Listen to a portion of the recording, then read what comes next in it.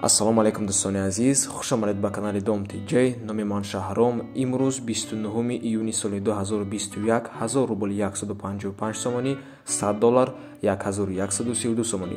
Дар имрӯзанамвормон 15 та хонаҳои фурӯшӣ мешаванд аз Душанбе, Хуҷанд, Бухтар ва ғайра. Барои ҳамин ҳатман навора то охира тамошо кунед, лайк монед ва дар каналмон подписатсия кунед.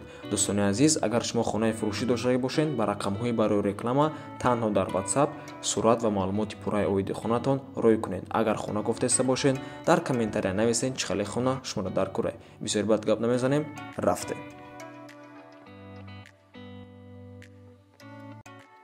хонаи фурӯшӣ дар шаҳри Ваҳдат, деҳаи Истиқлол, 6 сотиқ замин, 1 та хона, ошхона, баня, ҳоҷатхона, 4 тарафаш маҳкамай, монтаж дора, сертификат дора.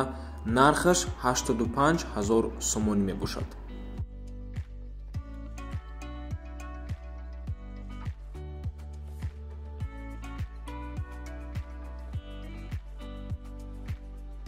хонаи фурӯшӣ дар Федератсия Россия, Тульская область, район Каменский, улица Дорожная, дом 43. Як хонага мебошад, туалет, баня, берунда, общий жилой квадрат 28 метри квадратӣ мебошад. 54 сотиқ заминай. Барои реальна харидор бо гап мезанем, хона даромада зиндагӣ мекунӣ, 100%, газ, свет, об ҳамаш ҳастай. бо рӯ ба рӯи хона мактаби калон то даҳани дари хонара асфалтай. хона бо ғишти пухта сохтагиай. 270 километр ай Москва дурай. Нархаш 500 000 рубл мебошад. сомонӣ ва доллар дар рӯи экранай. рақамҳои соҳибошонам дар рӯи экранай. WhatsApp имо кор мекунад.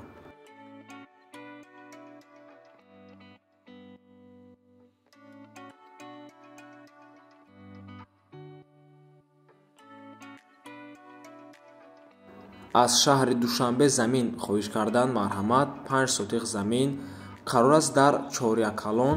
документош 100%. соҳибаш мегӯяд ки аввал документоша барноматон карда метем, баъд сум мегирем. замин аз шаҳри Душанбе ҳамагӣ 3 километр дурай то пости Чорякалона мерай, баъд 1 километр боло. ҳама одамо зиндагӣ доранд, ов гузаронда мешава, свет ҳастай. нархаш 45 000 сомонӣ мебошад ва боз савдоям дорад. ва бародаро, бисёриятон аз шаҳри Душанбе замини холӣ хоҳиш мекунед. мутаассифона дар шаҳри Душанбе, дар дурuni шаҳр дига замини холӣ умуман нестай. ҳамаш ҳавлӣ шудагиай ва заминам беҳад нархаш баландай. ками камаш аз 50 000 сомонӣ нархи 1 сотиқ сар мешавад.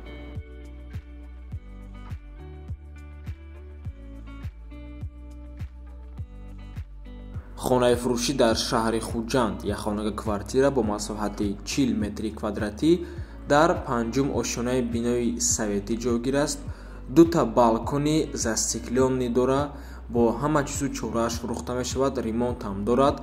нархаш 100 000 сомонӣ мебошад, боз арзон ҳам мешавад. қарор аст дар Чойруғдарон, шаҳри Хуҷанд.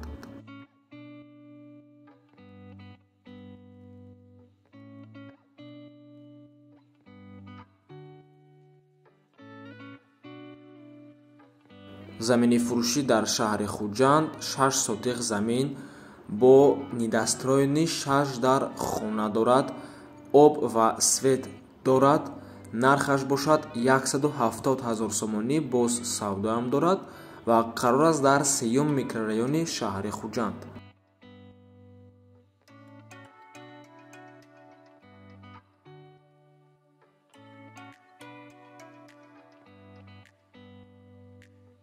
хонаи фурӯшӣ дар шаҳри Душанбе, 2 хонага бо масоҳати 52 метри квадратӣ дар 12-ум ошонаи бинои новостройка, яъне мансарда ҷойгир аст. хона бе ремонтай, коробка ва қарор аст дар Испечак, шаҳри Душанбе. нархаш 167 000 сомонӣ мебошад, ки нисбат ба дигар нархҳо беҳад арзон ба ҳисоб меравад.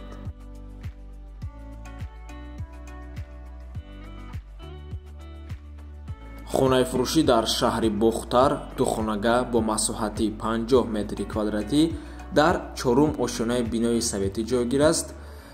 дар бинои 5 ошонагаи панелӣ бо таъмири миёна дар подъезди байн ҷойгир мебошад. Боғчаи кӯдакона, мактаб ҳамаш дар наздаш. фавран фурӯхта мешавад. Имконияти арзон карданам доранд. соҳибаш мега қарор аст дар 14-ум микрорайони шаҳри Бохтар нархаш 194 000 сомонӣ.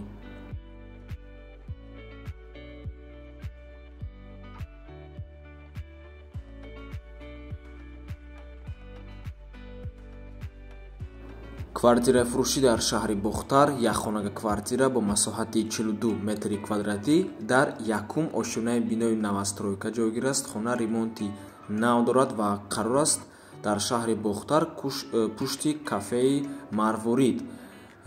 нархаш 200 000 сомонӣ мебошад, бо савдо ҳам дорад.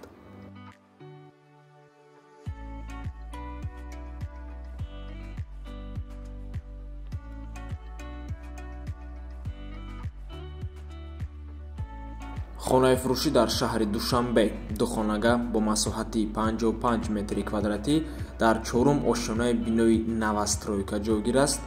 дар мансард ишам дар мансарда доми 4 этажада 400 метр аймости 46 дурай канализатсияи шаҳрӣ потолкош 3,2 метр мебошад.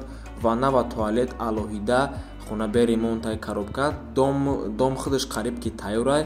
ҳамсояҳо аллакай зиндагӣ доранд ва метавонед аллакай ремонта сар кунед. техпаспорт дора. нархаш 189 000 сомонӣ мебошад ва ин нархи охирша дига арзон намешавад дар 46-ум микрорайон шаҳри Душанбе.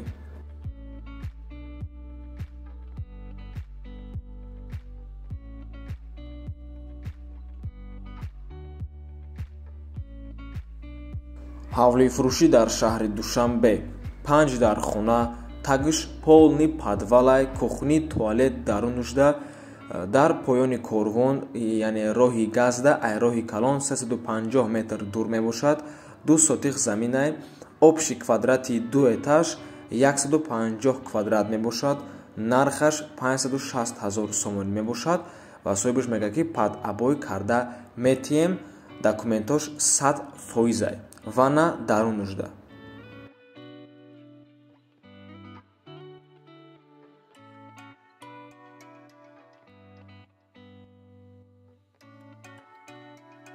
ҳавлии фурӯшӣ дар ноҳияи Данғара 3 дар хона, баня, калидор, кат, 8 сотих замин дар ноҳияи Данғара деҳаи Саргазон.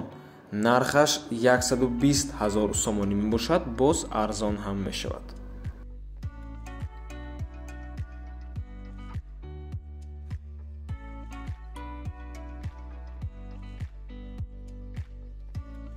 хонаи фурӯшӣ дар шаҳри Душанбе якхонага квартира бо масоҳати 65 метри квадратӣ дар 11-ум ошонаи бинои навастройка. худи бино аз 16 ошона иборат мебошад.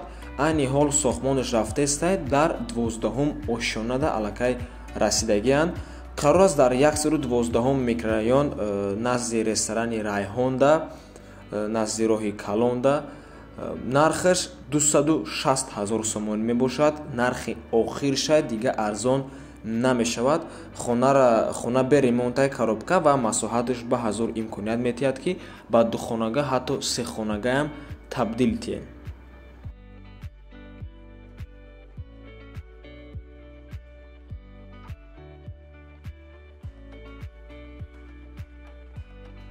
ҳавлии фурӯшӣ дар шаҳри Кӯлоб 5 сотих замин, 3 дар хона, дар дохилаш туалет, ҳамом, ошхона, оби ошомиданӣ таъмин мебошад.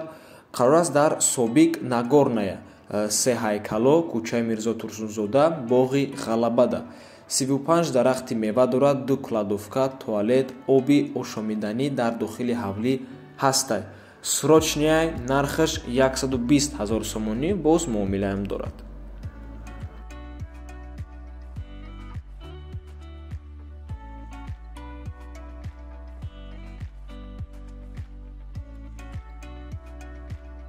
аз шаҳри Норак хоҳиш кардан марҳамат. якхонага квартира дар 4-ум ошонаи бинои Советӣ хона бигем ки ремонт ҳам надорад, назди вокзали шаҳрда об свет ҳама вақт ҳастай, доми 24, хонаи 46, нархаш 136 000 сомонӣ.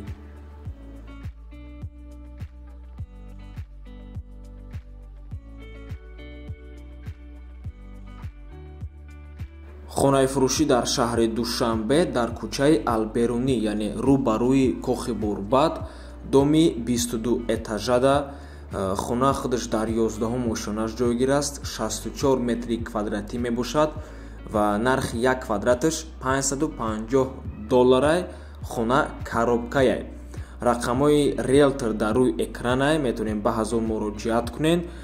дигар вариантҳоам агар фуратон метавонад баъзо барои шумо дастрас кунад. то боздид дӯстони азиз, ин буд охирон хонаи фурӯшӣ. ҳатман дастгирии моро фаромӯш накунед. барори кор шумода.